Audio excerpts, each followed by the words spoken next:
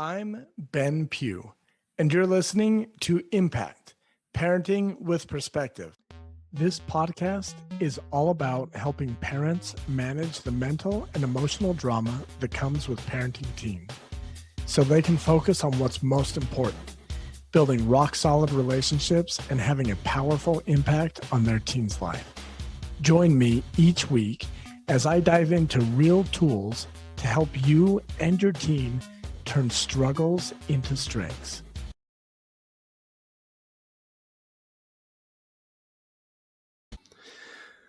All right, everybody, welcome back to the podcast. Courtney, can I tell you something real quick? Well, first, if you're listening to this podcast, Courtney is back. Do you know what has been happening when I have free consultation calls with people? They're like, who's Courtney? Tell me more about Courtney. You like your Stop sister? it. No, seriously. And I'm like, here's the funny thing. Do you want to know what I tell people? What? If you listen to last podcast, you would know what I tell people. But basically, I'm like, Courtney is one of my all-time hardest clients. That might be exaggeration. Stop it. So dramatic. I tell the story. I'm like, man, I kept on referring this book to her. I'm like, go read this book. It'll fix everything. And she's like, no, that's too easy. She finally did it. And now you should get royalties for the Arbinger Institute's leadership and self-deception. Anyways, Cortni, yes, people ask about you. They want to know who you are. And I always just tell them, like, honestly, she is probably the hardest client I've ever had. I know that is not true because I used to attend the group calls and I am not challenging. There were some that were challenging in there. The hardest client I've ever had, I learned my lesson on this one. This is why I am so adamant that I will not work with teenagers if they don't want to work with me. The hardest client I've ever worked with would show up on the call and just put his head down, wouldn't hardly respond. I'd be like, nod your head twice if, like, it was bad. So for those of you who I've lied to, no, Courtney is not the hardest client that I've ever had. But I'm like your little sister. My older sister. Younger sister for sure. Well, that's debatable. One of these days we'll just reveal the truth. Okay. Yeah. Your birthday's coming up. You're really going to be my older brother. Oh my goodness, it is coming up. Actually, I love my birthday and I'm excited for my birthday. The only problem with my birthday, I feel like most people forget about my birthday because it's around Thanksgiving. I'm like, guys, get your freaking priorities straight. There's my birthday and then there's Thanksgiving, but people don't understand that. Yeah, at the table, it'll be like, who are you most thankful for? Ben, obviously. Exactly. Yes.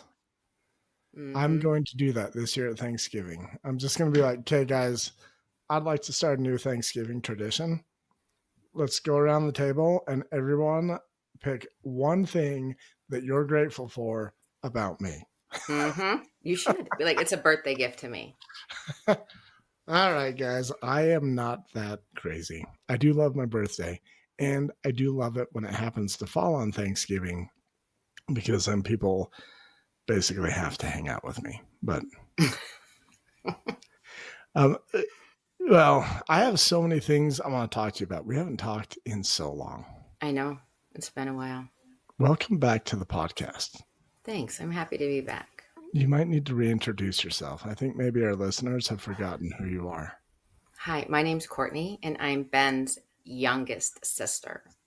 Yeah, well, that's not even close to true. Do you know how many kids are in my family? Like 12. 9. 15. Stop. 15. Oof. A bunch of them are adopted. Hopefully my mom isn't listening to this. Sometimes she feels bad that me and the younger siblings don't have the same relationship as me and the older siblings. And I'm like, Mom, these guys didn't come into the family until I had my own family, my own wife and kids. And anyways, but you are most definitely not my youngest sister. Okay. We should put all that as like I'll see if Deb will cut this out, but like a blooper reel. Courtney Sorry. shooing away her children. Oh my gosh, I told you. No, you're good. Let's talk about some of the things that we've missed together. Ready? Yes. You good to go? Yes. She has left. Mm-hmm. Building. Okay, awesome. Mm-hmm. Okay, since we last spoke, I You have spoke. a new gig. Well, kind of a new gig. The school is poor, and I'm agreeing to do things for so little money. It's not even funny. But I did speak in front of a group of almost 1,000 students, which is nerve wracking and fun. And Mm-hmm. a handful of the kids were like, dude, that was the best assembly ever. They had so much fun. It was awesome. Even some of the teachers were like I taught with some of these guys like 10 years ago when I taught at the school. And they're like, wow, that was really good. We didn't know you were capable of that kind of stuff. Yeah. Was it recorded? No, but I did hire a camera guy to come take a bunch of pictures so I can update my website. I would have loved to see it. I'm sure the kids had fun. Yeah, it was fun. We did a hula hoop student versus teacher race. We did a tug of war, just some games. It was fun. And it was on Halloween. So these kids were already like hopped up on sugar, and it was a good time. And then now they have me working with a boys group, helping them. Like they gave me the 6 hardest kids in the whole school, and they're like, good luck. Hopefully Mm-hmm. they'll learn something and won't get in trouble anymore. So Sounds like maybe the school, like after talking to these kids, maybe the school could do some things differently. yeah, I really wish, like, it's cool that I can talk to the students, but if we look at the T chart of control, which I talk about all the time, Mm-hmm. as an administrator, as a teacher, it's really important to understand that these kids aren't something that you can control. And in my opinion, the best teachers are really good at managing what is within their control. Like the funny thing is, so these are like literally these 6 worst kids at their school, like constantly in trouble, constantly suspended. Anyways, the kids tell me about the teachers and they're like, man, this teacher just exploded on me, yelling at me. And I'm like, we expect these kids to be emotionally intentional, but the adults can't even be emotionally intentional. Mm-hmm. Anyways, I would love to go to the 2 primary root causes of the problems, which in my opinion would be the parents and the teachers, Mm-hmm. but they won't let me get to the root of the matter. They're like, no, no, just fix the fruit, just work with the teens. So for now, I got my foot in the door. I am doing it for very, very inexpensively. So here's the thing that I wanted to talk about. So another thing that's changed recently in my life. Last week I had a low back flare up. Like my SI joint, my psoas muscle was just like it felt like it was going to make my pelvis like implode. And I could barely walk. I was hurting super bad. I've had back surgery in the past. I've done physical therapy in the past. I've gone to chiropractors in the past, and none of it worked. So, where do you think I turned for relief? And no, it's not drugs. Acupuncture. No, but it does start with the same letter, and it's my new favorite thing about our time that we live in. AI. AI, ChatGPT freaking healed me almost instant. Well, almost instant. Honestly, though, in the past, I've had these low back flare ups, and it has taken 2 weeks to get over it with like muscle relaxers and massage therapy and chiropractor. And I told ChatGPT, and I'm like, here are my symptoms. Here's what's going on. It's like, all right, yeah, here's exactly what's going on. You got muscles firing that shouldn't be firing. You got patterns that aren't right. It's like, send me some pictures of your body. So I sent these topless pictures of me to AI. Oh my goodness. Corny, you shouldn't be laughing Sorry, at me. carry on. I'll mute myself. Keep talking. We're in public. Anyway, so I send these pictures, and ChatGPT is like, all right, Ben, you have a forward tipped pelvis. You have a high right hip. Of course, you're experiencing this because you've overdone it. And I did some stupid things too that is like, well, duh. Anyways, it's like the fastest way to get out of this, you have to relax those muscles and you have to do this thing. And it walked me step by step. Within 24 hours, I was so much better. That's never happened before.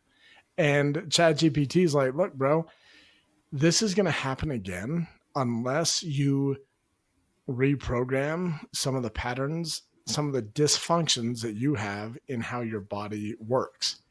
And it basically was like, Ben, you can't just do a bunch of exercises to create new patterns, because I was like, well, I've been going to the gym, I've been working hard. And it's like, yeah, but while your low back is in dysfunction, everything you're doing is reinforcing old bad patterns, and it's putting too much strain on these areas of your body, which is why they're flared up. And the reason I want to talk about it, it just blew my freaking mind. I feel like a lot of times when it comes to parenting, we want to do new things, but we're not willing to undo the old programming that is holding us back. And if you're not willing to undo the old programming, you will fall back into that old programming and that will become your reality again. So that is kind of what I'd like to talk about today. Are you in a, we're getting a tour of Cortney's house. No, sorry. I was looking for my phone. There it is. But I was totally listening to you, and I agree. We're not willing to undo the old programming or change. Yeah, I agree with you. So, can I just ask really quick, what did it Yeah. have you do for your back? So it's like the first thing you need to do. Well, first, it's like, tell me more about what's going on. And when I told it, like, man, it feels like my pelvis is about to implode. Like, this isn't external pain. It's like pain on the inside. Like, the muscles are pulling on my pelvis structure Mm-hmm. and just cramping down, getting it to all pull in. And it's like, oh, yeah, so this is your psoas. This is your SI joint. This is your quadrilateral. And I'm like, yeah, whatever. So it's like, go lay in this position. And it's like your psoas, it's this deeper muscle. It's like it responds really well to breathing. And right now, it's locking down your lower back to prevent you from injuring yourself. And so it had me lay in certain positions, breathe certain ways, had me roll in a certain way. And basically, it helped me offload that muscle so it could stop firing and just be in lockdown. What are you smiling about? I can picture Deb like walking around the house watching you do this. Does she like maybe Uh, she's more supportive and loving than I am, but I could she just see is her much like, more supportive and loving and does not laugh at me as much as you do. oh gosh. She probably just is like, oh, Ben. Well, She's I'm like, really happy that that helped. a crazy person. Well, here's to take it even deeper. Like, ChatGPT literally was like, dude, do you want me to give you some exercises to help you get out of the flare up faster?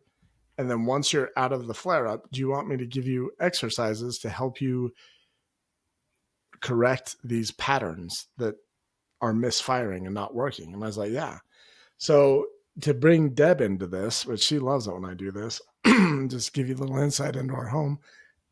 Yesterday, I was doing one of the workouts, and ChatGPT isn't like some trainer on the YouTube that's like, here's what I want you to do. And then they do the exercise and you can see it.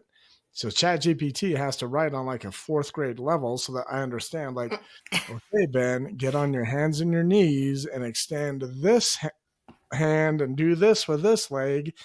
And I'm like, Deb, I don't know what ChatGPT wants to do. So Deb takes a picture of me, uploads it onto ChatGPT. And this is what I love about ChatGPT.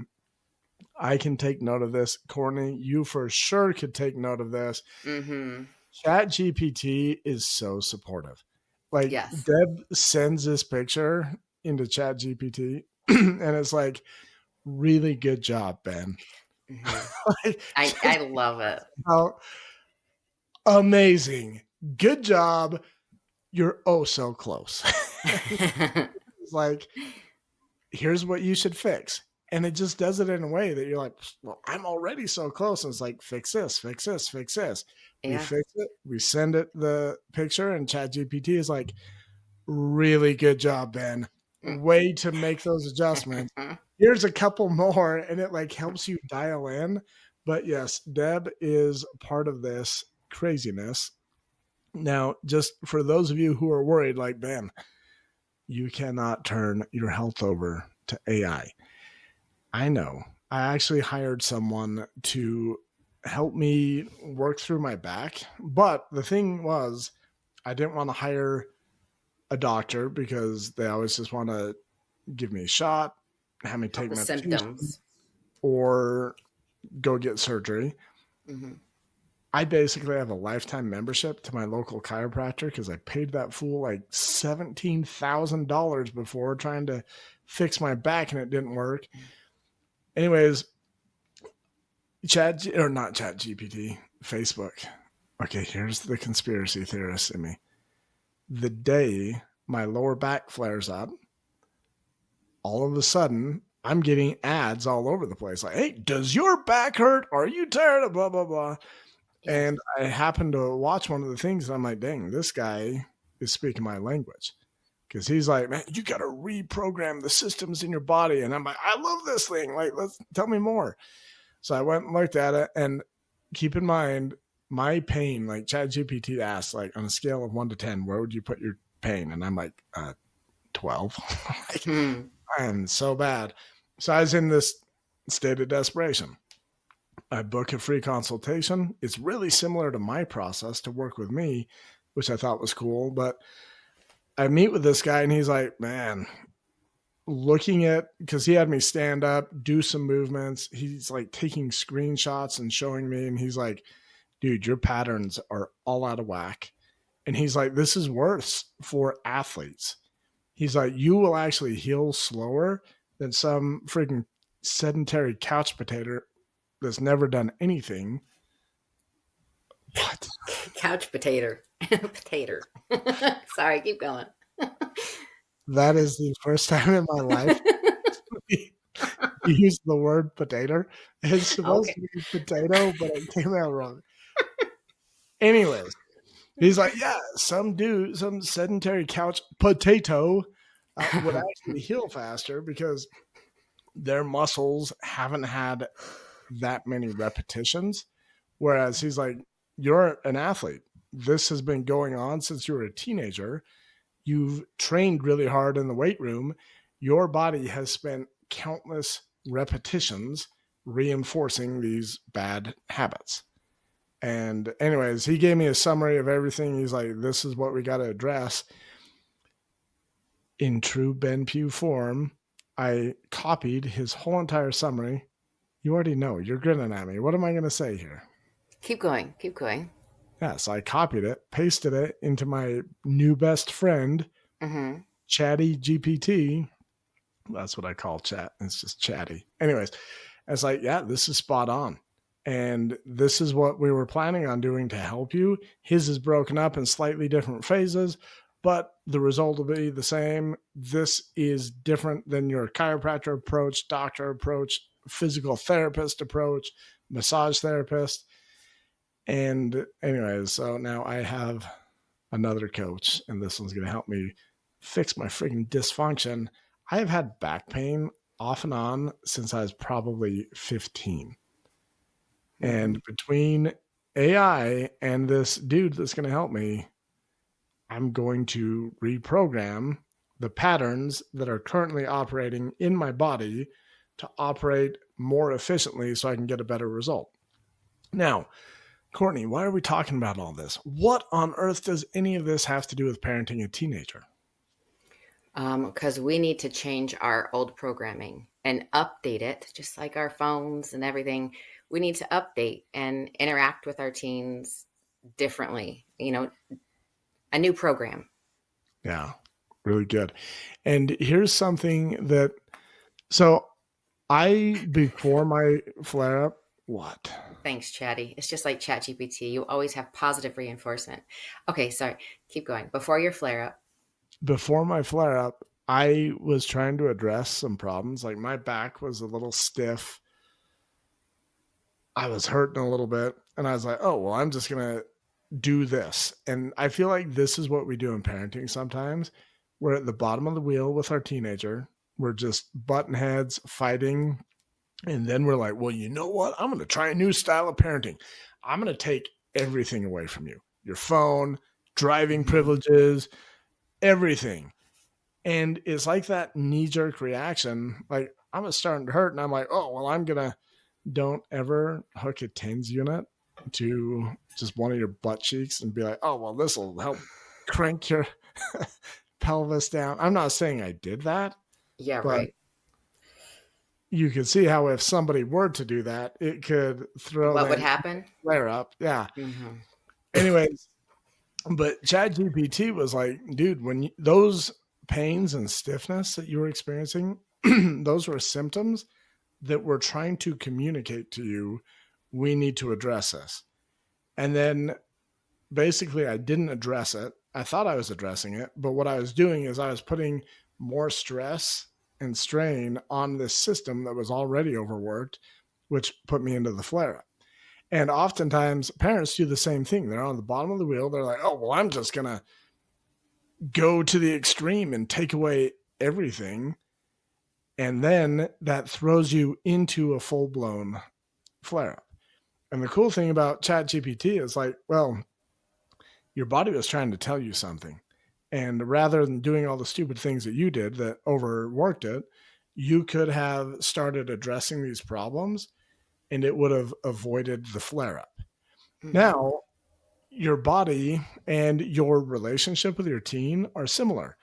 I guarantee you there are messages that are being sent to you that are saying, hey, there is something here that needs to be addressed.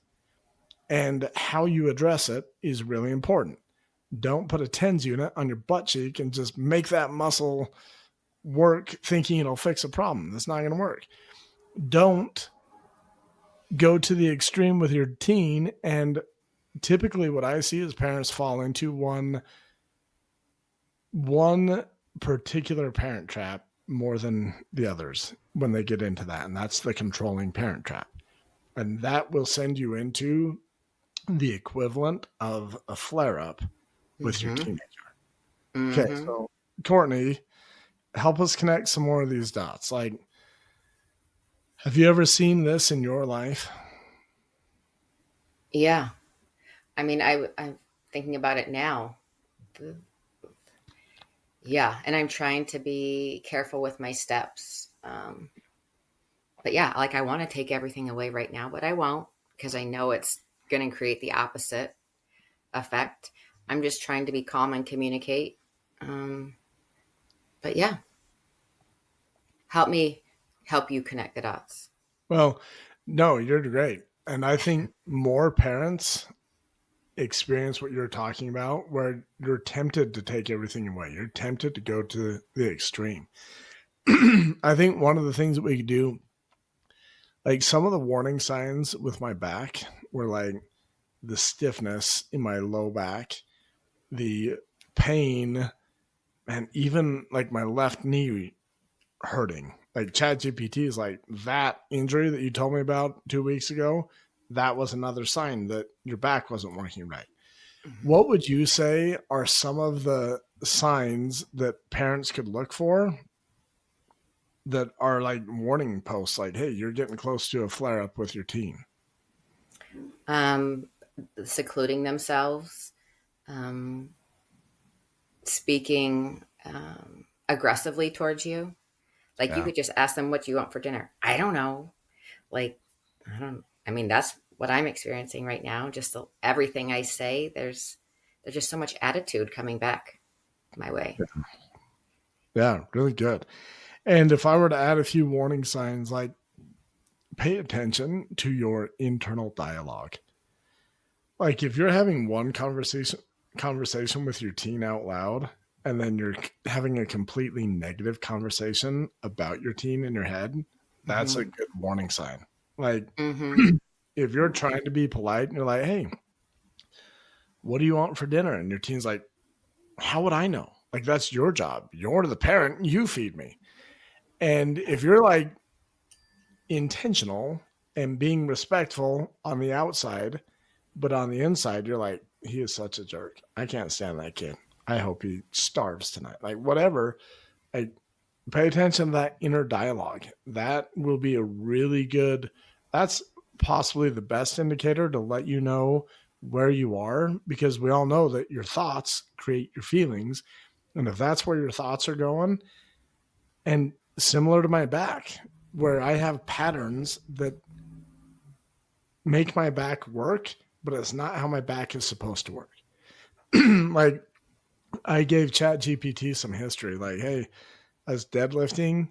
I felt like I was getting stronger. I had really good form and I blew my back out and I got a bulging disc. And ChatGPT is like, if you were struggling with what you're struggling now, doesn't matter how good your form is, your glutes cannot fire and function the way the patterns are now. And it puts all that pressure on your back. Makes perfect sense that you were hurt. Like it's able to see these patterns.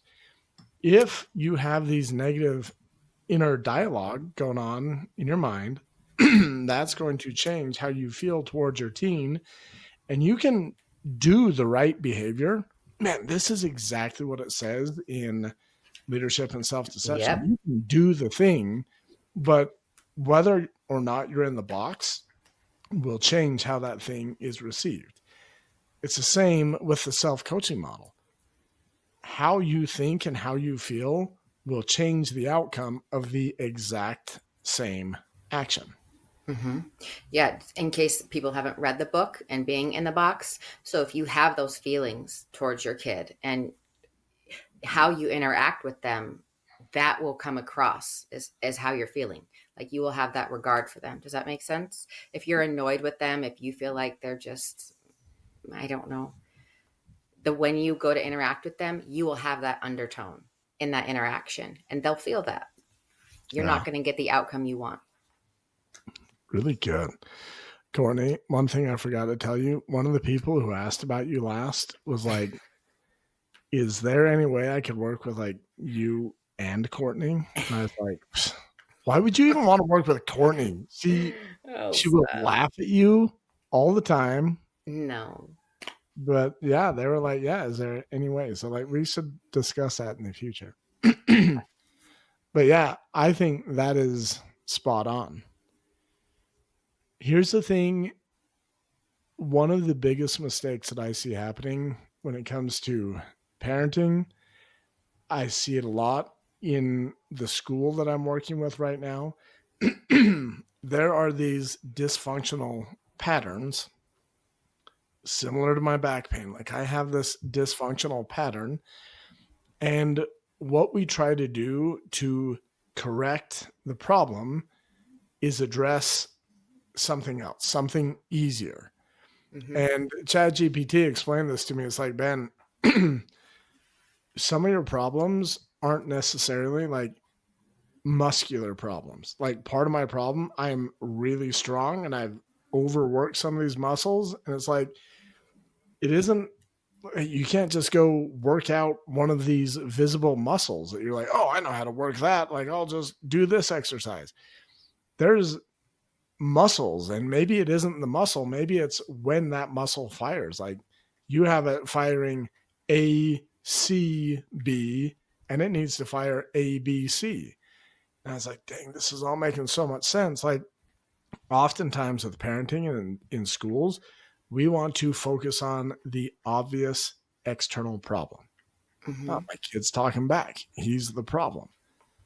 But often, 99% of the time, there are internal factors within yourself, which this is the best news ever. You can control you a whole heck of a lot more than you can control your team. Mm-hmm. And you have the power to start addressing these patterns. And the thing is, and this is where I feel like most parents have a really hard time, and I'm part of it. Like right now in my workouts for my back, the hardest thing is not letting the old programming just take over. Like some of my workouts, they're like, put this leg forward, put this leg back, hold on to a chair for support. I'm like, I'm not 90 years old. I don't need a chair for support.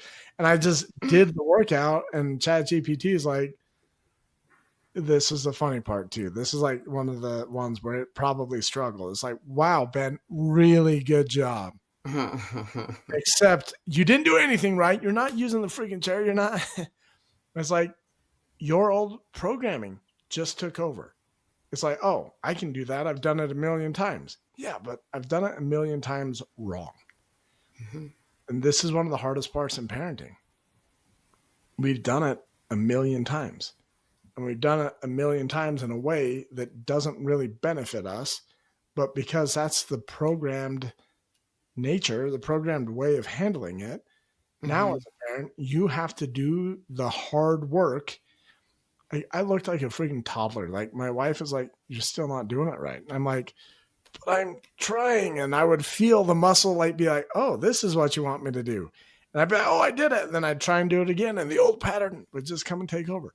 This is a hard work as parents where we can be aware of the old programming, catch it, insert new programming.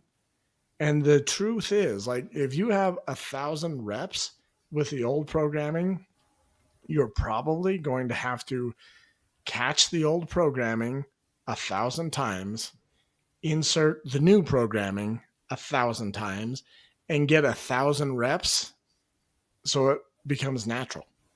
Mm-hmm. But that's okay. That's the process of reprogramming your parenting. And Mm-hmm. it's easier if you start now than if you wait for another 1,000 reps to go by before you start. Yeah, that's great. Thanks for the coaching call. This is why you're my toughest client. No. No, like, so my son has been just really crabby lately. And I realize, like, I don't, like, I need him to be more present, but I don't force him to come do these things because I know he doesn't want to, or at least he pretends he doesn't want to. So we were on our way to a volleyball tournament last weekend, and I was like, why are you so crabby? Like, I didn't want to just be like, gosh, stop being a jerk. I was like, why are you so crabby? I was like, do you just need more love? Like, you just need my love, right? And I tried to reach over and put my hand on him, and he's like, no. But he kind of smiled, and I was like, oh, I think you do. I know it sounds like I'm talking to a toddler, but he just, I realized like I don't give him a hug and a kiss on the forehead at night like I used to all the time, just because sometimes he acts like he doesn't want it. But I almost wonder if he's feeling like, I'm not making an effort, or I don't want to be around him, or maybe he does want that connection, but just doesn't ask for it. So I'm trying to go back to that to help with the meanie attitude. We'll see. Sometimes he is welcomes it, and sometimes he does not. Yeah. Which is like, that is a perfect example because I feel like most parents are like, but I have this relationship that I want with my team. And your Mhm. team is acting like a freaking porcupine right now. Yeah. Yeah. Now, your job is, oh, now that I'm the parent of a porcupine, who do I want to be in that? Yeah, Hmm. that's perfect. Yeah. Yeah. I'm trying to continue to be the parent that I want to be, despite how he is choosing to behave or receive my hugs. Yeah, I love it. That is Mm. perfect. Well, Courtney, I'm super glad that we could come together and bring value through your porcupine child and my recent back flare up because I feel like this is a pretty solid episode. So Yeah. here's what I want to leave everyone with. Identify some old program that is running in the background and that kind of determines how you show up as a parent. And it can be just one little thing like, man, when I try and talk to my son and he's crabby, who do I want to be? What is my old programming? Start there first. Like, man, when he's crabby, I get crabby. Like, he snaps at me, I snap back. That is an old program I want to rewrite. Yeah. And And go ahead. sorry, go ahead. I was going to say, and also when you have that mindset where you're upset with your teen or whatever, if that's how you feel, that's what you're going to see. So even if your teen behaves what you would normally think was acceptable, or, they're not being crabby, you're already going to be expecting that from them. And so that's what you're going to see. I feel like what you look for is what you find.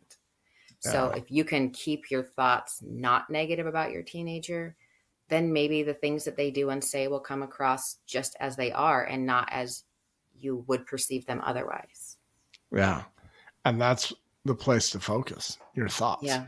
Yeah. Reprogram your thoughts.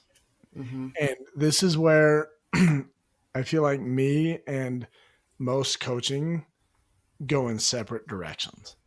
Like, I feel like most coaching and even therapy to some extent is like, oh, let's focus on the specific what are you thinking?